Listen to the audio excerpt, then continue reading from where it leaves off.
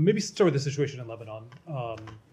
A few things there. First of all, there are evacuation orders that the Israelis publicly announced today for Baalbek, a historic city in the east. Wanted to get your sense about that, whether the U.S. is okay with what's happening there, and then some other aspects of Lebanon. So we support their right to go after legitimate Hezbollah targets, but in doing so, it is critical that they do so in a way that does not threaten the lives of civilians.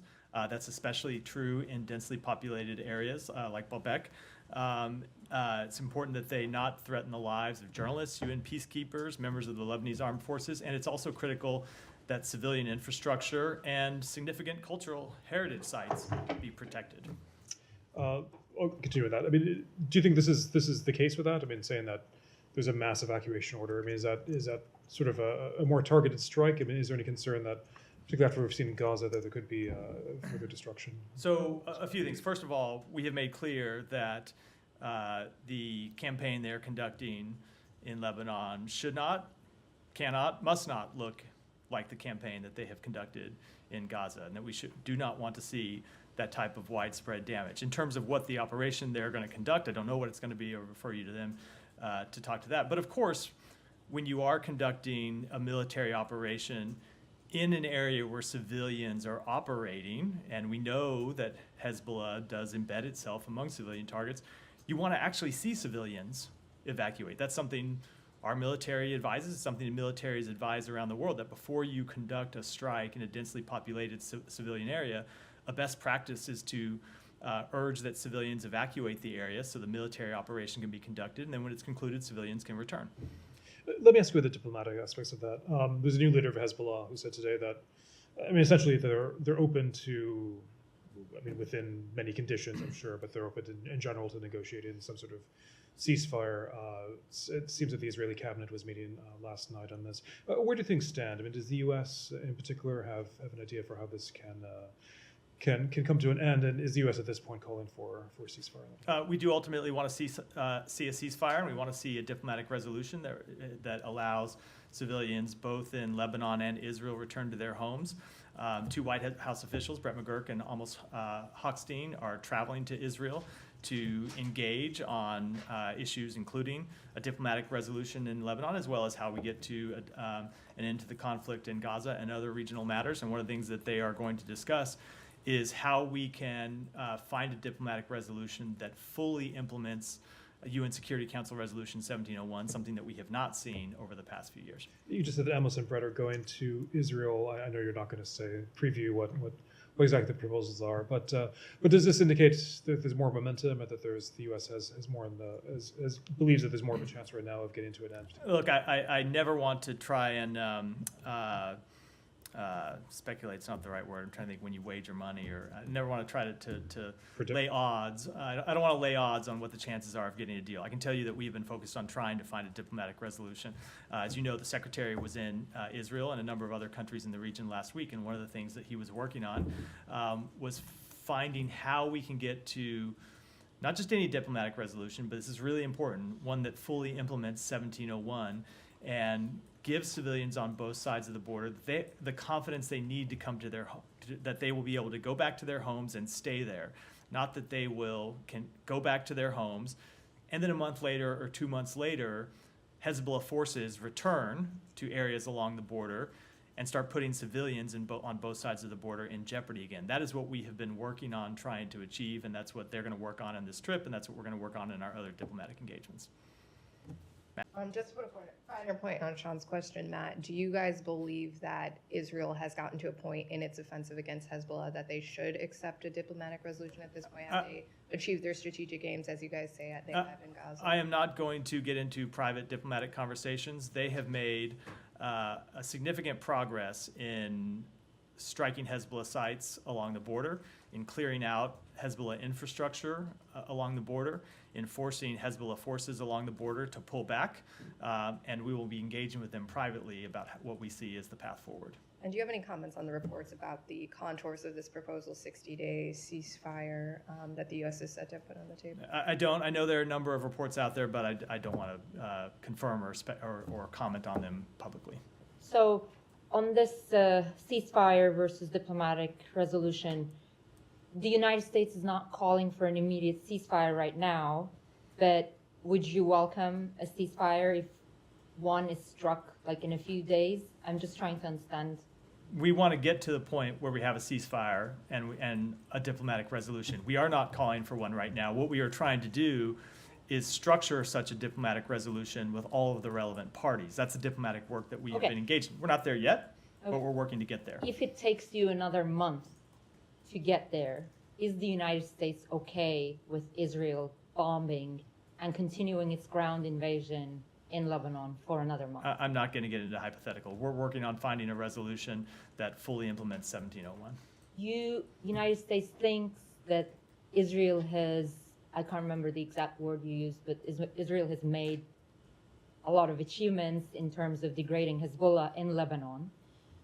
What is Israel telling you in terms of achieving their military objectives? Now, I am not going to speak for them. I will let them speak publicly for themselves, and in terms of what they have told us privately, I think it's obviously appropriate that I keep those comments private. Would you say you have agreement with the Israeli government on this, whether or not how long more this military operation should continue? We have ongoing conversations with them about what a diplomatic resolution can look like and what it should look like.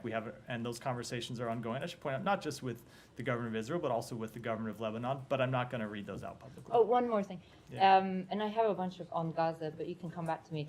When will this plan that you guys are trying to craft on the implementation of 1701, is that going to include an article or an element that will allow Israel to intervene if it felt its security is threatened? I think you know what the answer to that question is going to be, which is that I'm not going to answer about what a specific diplomatic resolution might look like while we were in the process of negotiating that with the relevant parties. Okay. Well, I got to try. Yeah, I'm struck by your response to Sean on, you said that you don't want to see the widespread damage that you've seen, but in Gaza, it's total destruction. So anything short of that total destruction would be acceptable? You don't want to see something similar? Said, we want to see a diplomatic resolution. Said, if you're going to ask a question, you deserve to let me respond to the question. We want to see this conflict resolved through a diplomatic resolution that allows people to return to their homes and borders, well short of any kind of prolonged campaign like we've seen in Gaza.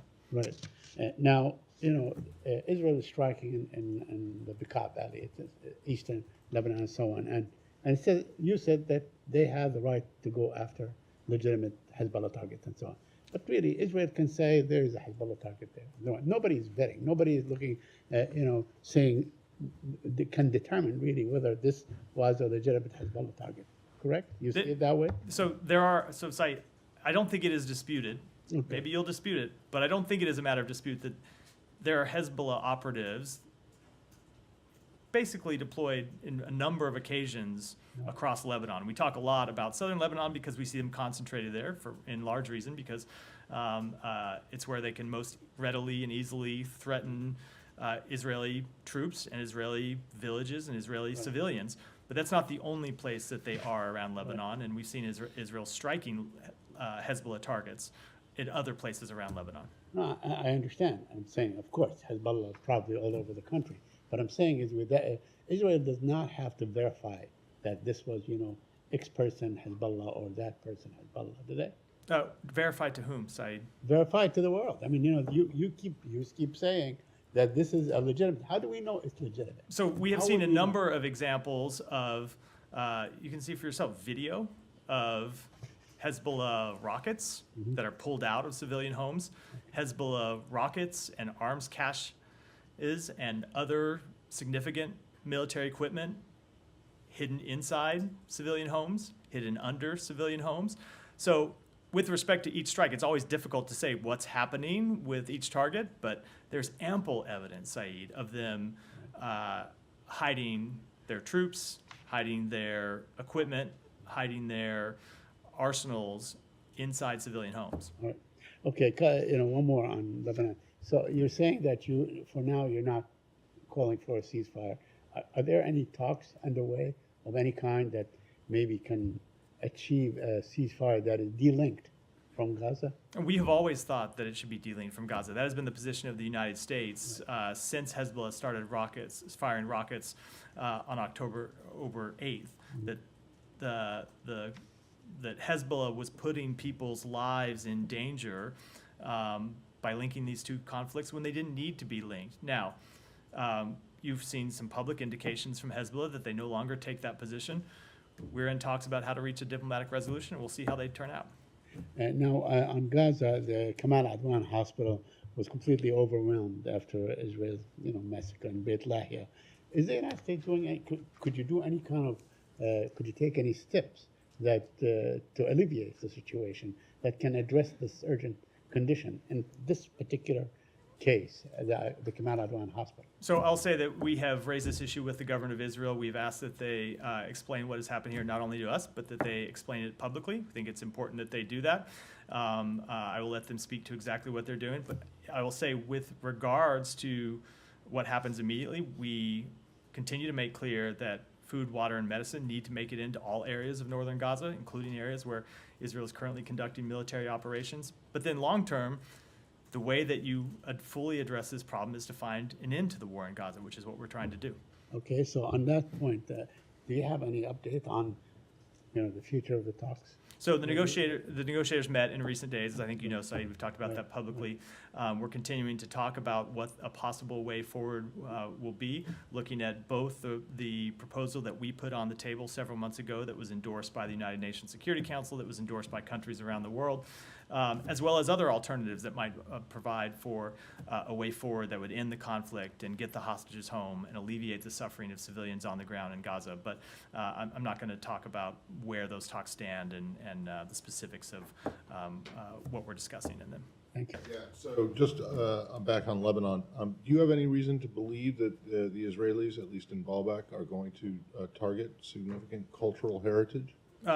No, I am not Do you have speaking. any I'm not going to speak at all for what they may or may not do. They should speak to that, but making clear on behalf of the United States that no, of course they should not target significant cultural heritage. And they should also not target civilians. Of course not. And yet, what have you seen in Gaza? So in southern Lebanon? we have seen them targeting Hamas militants, but at great civilian harm, at great harm to civilian. Now, of course, the situation is different in Hamas the situation is different in Gaza than it is in Lebanon, and that in many cases in Gaza, it's very difficult to find places to move to. It's a much smaller geographic area than Lebanon.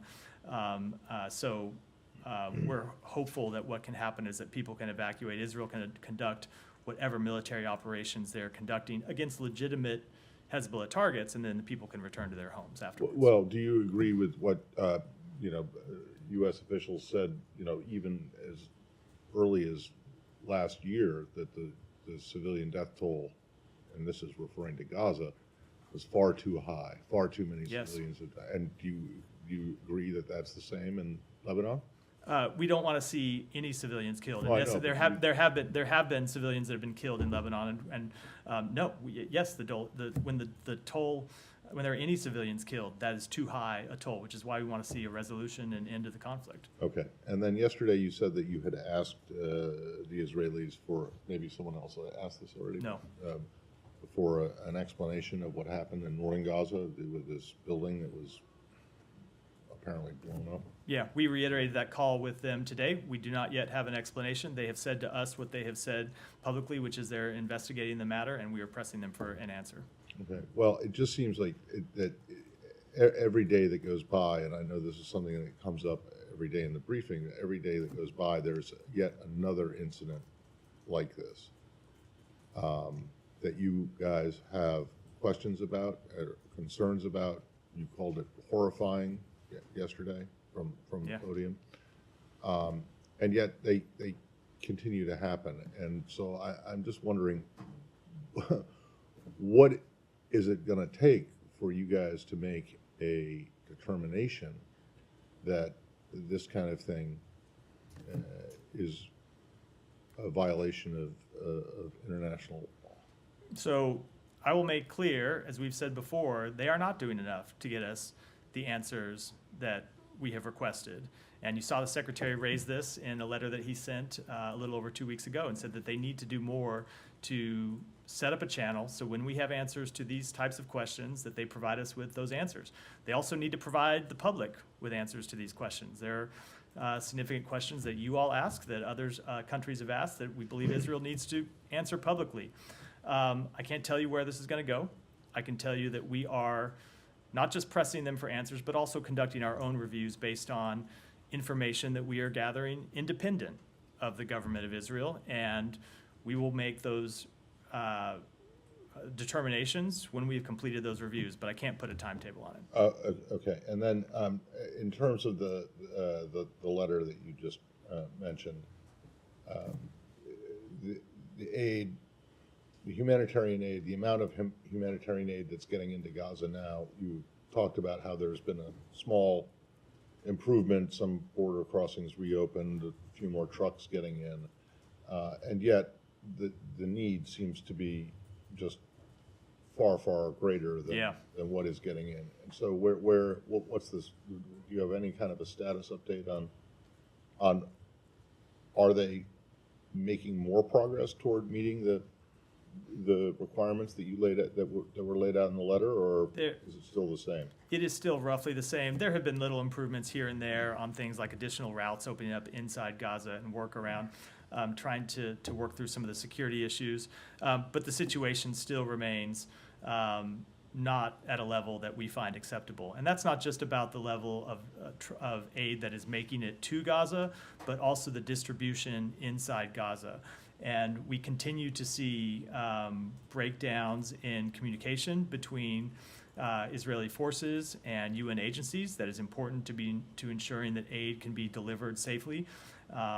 Sometimes UN agencies not getting the permits that they need, or I should say the permissions, not permits, but permissions that they need to travel around Gaza, sometimes getting permissions granted and then yanked, or it doesn't get communicated down to the officer who's at a particular checkpoint. That needs to change. And so the aid, much of the aid that's getting to Kerem Shalom or Erez, then isn't making its way to people, either because of these bureaucratic obstacles or because it's being looted in many cases by armed gangs that are operating inside Gaza due to the breakdown in the security situation. So it continues to be of great concern to us, and we have not seen sufficient improvement since the Secretary sent that letter. Okay, and then just getting into the weeds of that letter, can you explain the difference between the 30-day deadline that Secretaries Austin and Blinken laid out for the Israelis and the legislation that the Knesset passed the other day on basically banning UNRWA, which would take effect in 90 days unless there's some kind of a delay in that. It does the 30-day deadline, my understanding, still for the requirements laid out in the letter still remains. Is that the 30-day deadline does still remain. And if you just look at the way the letter is structured, the letter makes clear that there are a number of improvements to the delivery of humanitarian assistance that we want to see happen, some immediately, some by the end of that 30-day period. And it goes through a number of specific improvements that we want to see them take. It then, in a different section of the letter, says relatedly, and it raises the issue related to passage of this UNRWA legislation, which of course had not passed when the Secretary sent the letter, and then a couple of other issues as well. So those were not issues that were related to the 30 days outlined in the letter, but nevertheless are issues that we take seriously, and that's why the letter made clear with respect to this, the passage of this legislation, that it could have implications under U.S. law and policy in the same way that implications under U.S. law and policy in the same way that failure to improve the delivery of humanitarian assistance could have implications under U.S. law and policy. But at the moment, you don't think that the legislation will affect Israel's ability to meet the 30-day. The legislation is really a separate question than under the 30 days. So no, I know, but it has its own implications. But no, the 30 days review that we are conducting relates to those first sections of the letter. Which rely on UNRWA, but which very much rely on, but this legislation, if it is implemented, wouldn't be implemented until 90 days from yesterday or whenever right. the But bill's I guess signed. I mean, I think And so- that people are a little bit, including me, are a little bit confused as to, you know, if you have this impending implementation of a ban on what you say is the biggest and most effective organization that's distributing aid into Gaza, even if it hasn't yet gone into effect, there are going to be implications, or most likely going to be implications for what happens even before that 90-day period runs out. For sure. Is that not correct? There could be, but there may not be, right? The law could be stayed. But maybe the way to think about it, Matt, is while we raise things that we wanted to see change over the next 30 days, it's not like if Israel implemented every one of those things at the end of the 30 days, we saw a significant improvement, that we just stop assessing these on an ongoing basis. We don't. So the 30 days is related to these things that we wanted to see happen to change the situation on the ground. But our assessment on all of those things will continue, just as our assessment on the effects of this legislation will continue if and when it is ever implemented. Just on this Washington Post and Reuters story, they were first. About Who was first? Post was first. Okay, I'm sorry. I thought you were saying you were. I was not trying to rub salt. I was trying. State Department officials have identified nearly 500 potential incidents of civilian harm during Israel's military operations in Gaza involving U.S. furnished weapons, but they have not taken action. None of them moved to stage 3. So could you explain how it is that, officials identify 500 separate incidents that do involve unnecessary civilian harm, possibly using U.S. weapons, but none of them makes it to the stage 3 under CHRG process? So a few things about that. Number one, I think it's always important to reiterate that we have consistently made clear to the government of Israel our serious concerns about this issue and their need to do more to minimize civilian deaths. And it continues to be something that we engage with them on, that we make quite clear. Second thing I want to make clear is that, yes, we are reviewing a number of incidents through the CHRG and other processes and procedures that we have set up. And I'm not going to get into those ongoing reviews. But as you heard us say, these are complicated issues. They're complicated factual issues. They're complicated legal issues. And so we have not yet gotten to the point with any of them that we have been able to make final determinations. But there are a number of incidents, and that is part of the issue. We have a number of different incidents that we have to look at just based on the nature of this conflict and the scope and extent of this conflict and the extent of civilian harm. As you heard us say before, you heard us when we released the NSM 20 report. If you just look at the overall scope of the damage and the number of civilian lives that have been lost, we do believe it's reasonable to assess there are incidents in which Israel did not meet all of its international humanitarian law obligations. But when it comes to specific incidents, those reviews are still ongoing. But I'm actually surprised that you unprompted flagged the NSM 20 report, which exactly, yes, says that.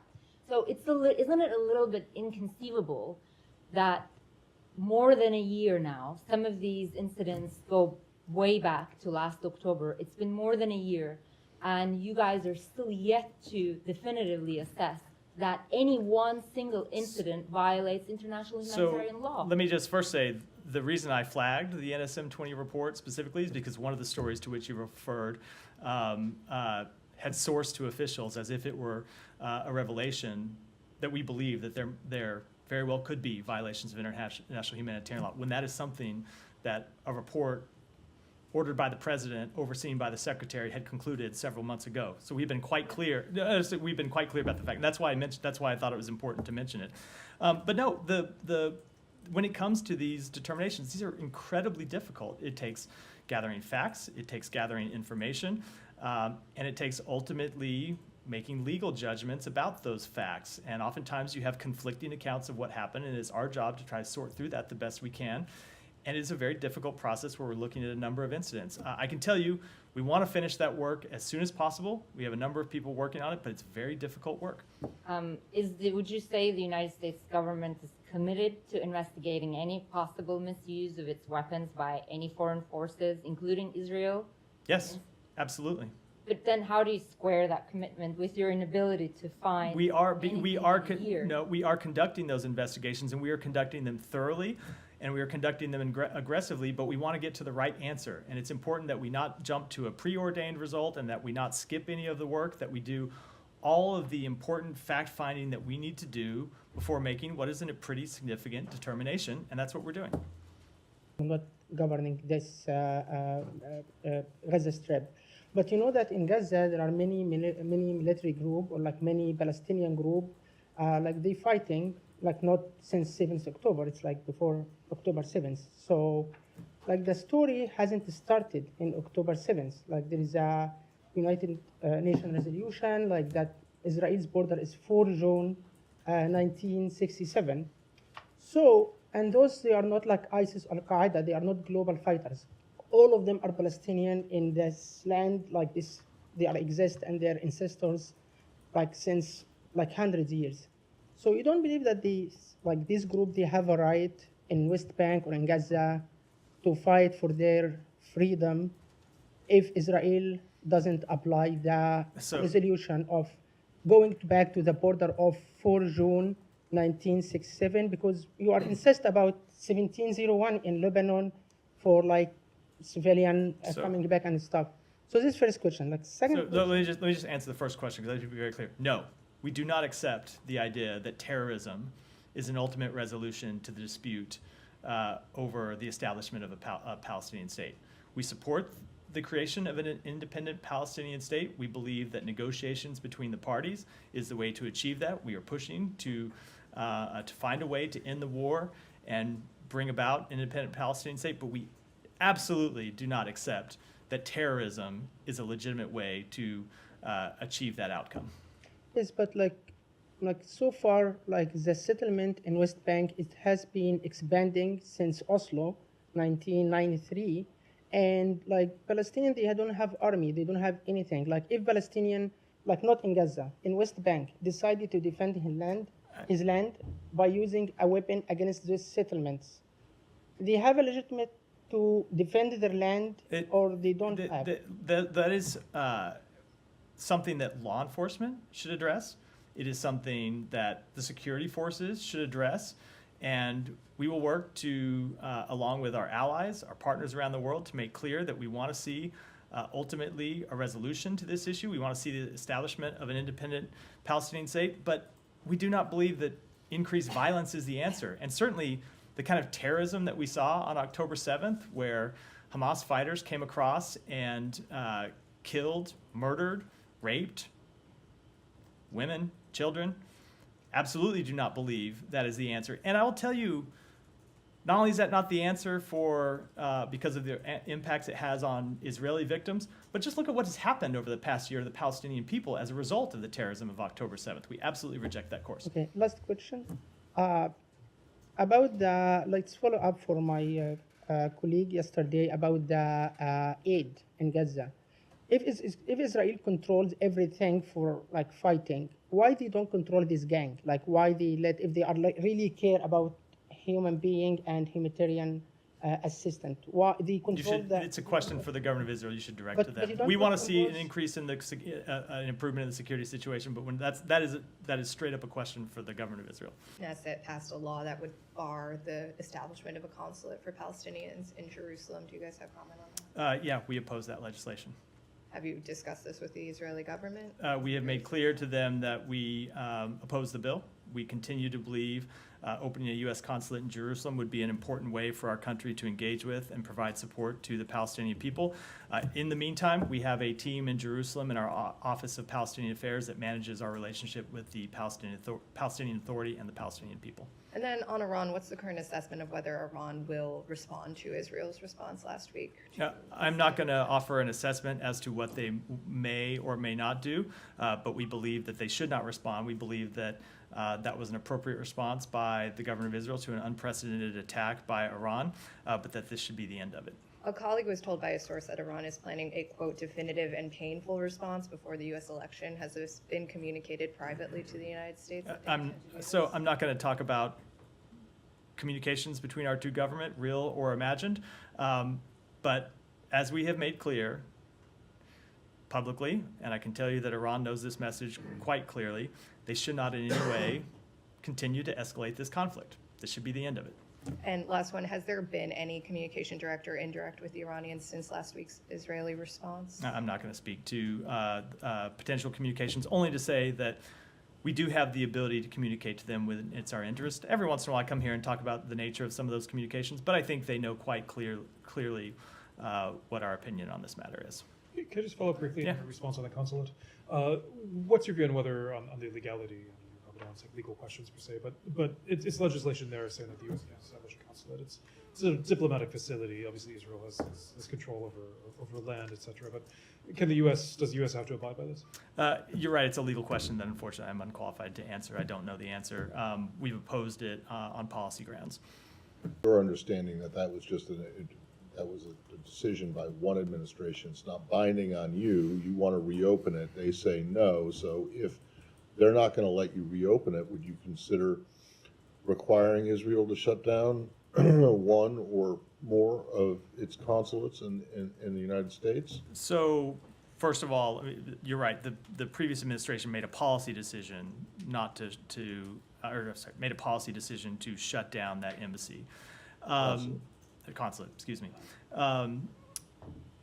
I'm not going to talk about what our potential response. We're not considering any such step at this time, but we've made quite clear to the government of Israel that we oppose the bill. Well, yes, okay. But do you regard this as some kind of an infringement on your I mean, where the consulate was, or the building still is in Israel. So it's not in the Palestinian territory.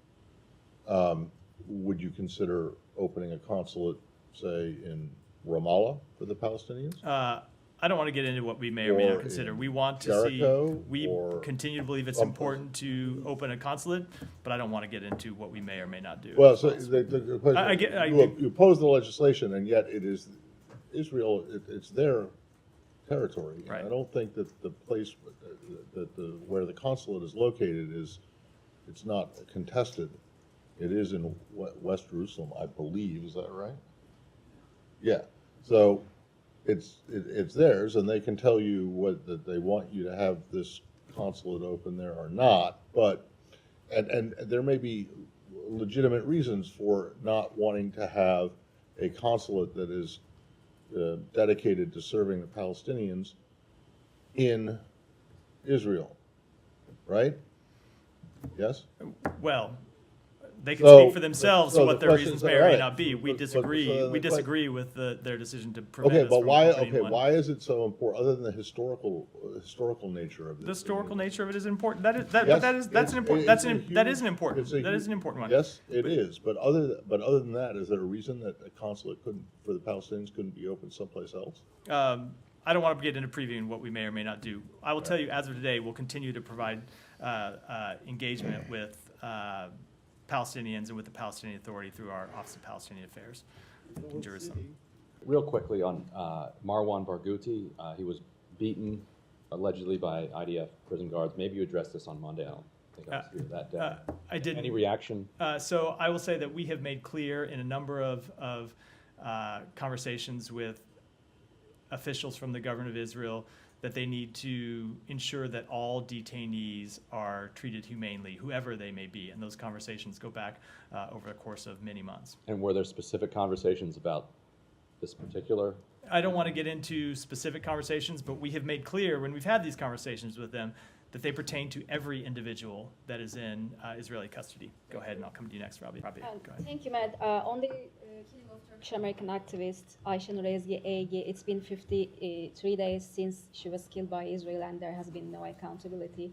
Can you update us on what is the U.S. doing regarding this, and whether the Secretary has raised this with Israelis last week? So ultimately, this is in the first instance, an investigation that's being conducted by the government of Israel. We know they are conducting a criminal investigation into this killing. We have made clear how concerned we are about the fact that she was shot while attending a protest, an incident that never should have happened. never should have been killed under these circumstances. You've heard us say that publicly. We have also been quite clear with the government of Israel about that privately. I can tell you that we have engaged with them in recent days about the status of that investigation. We understand that it is still ongoing, and we're continuing to press for a conclusion of that investigation that provides a thorough answer. And as soon as we have an answer from the government of Israel, you will certainly hear from us about what we think about it. And there are increasing calls for an independent investigation into her killing. I understand that it is the Justice Department, not the State Department, is responsible for launching an investigation. But can the State Department at least investigate whether U.S. supplied weapons were used in her killing? So I think as a matter of first principle, it's important that the criminal investigation that's ongoing right now proceed. In no way does waiting for the outcome of this ongoing criminal investigation preclude any action by the U.S. government if we think such action is appropriate. And that includes further reviews on behalf by the State Department into the use of weapons. It includes any other types of reviews by our government or by any other. So all that is to say, we are as impatient for answers about what happened as anyone. We take very seriously the death of an American citizen under circumstances in which she never should have been killed. And we are pressing to get an answer, but an answer that's thorough as soon as one is available. Just one more on that. And Secretary, after her killing, called on the Israeli army to change their rules of engagement. And clearly, there has been no change in this regard. What will happen? What is next? Will there be any consequences? I would direct you to the government of Israel to speak about their rules of engagement. We've made clear that this was an unacceptable incident and it shouldn't happen again, and they should find ways to address it. But as to what they've done, that really is a question ultimately for them. Go ahead. In light of concerns of the Iranian regime desire for a total extermination of the Jewish state, and by only asking for a ceasefire, is the U.S. State Department preventing the unconditional surrender and defeat of Iran? And I have a follow-up. I think we have made clear that we are committed to the defense of Israel against Iran. And if you look at the way we have backed that up, it has been through actively participating in the defense of Israel. And not just participating in the defense of Israel, but taking action to hold Iran's proxies and Iran itself accountable for its actions. And that includes more than 700 sanctions since the beginning of this administration. Okay, does the U.S. stand in way of the IDF attack on the oil and nuclear facilities of Iran? We made very clear, you heard from the president, that he did not believe attacks on nuclear facilities or attacks on oil facilities were a wise choice by the state of Israel at this time. And if you look at what could have happened from that nature of attack, it's easy for people to sit on the sidelines and say, oh, it's a perfectly appropriate attack for the government of Israel to make, not thinking through what the consequences of such an attack would be, and the fact that Iran would respond, and then Israel would respond, and soon after that we would find ourselves in a full-scale regional war, which is certainly not in Israel's interest or in the interest of anyone in the region. But just on the attacks on the oil and the reserves of Iran, wouldn't that make it more or less likely for dealing with getting rid of their resources? We believe there is a better way to address that, which is why you saw the United States impose sanctions on Iranian oil, on the Iranian oil industry, including on its fleet of ghost ships in just the past few weeks.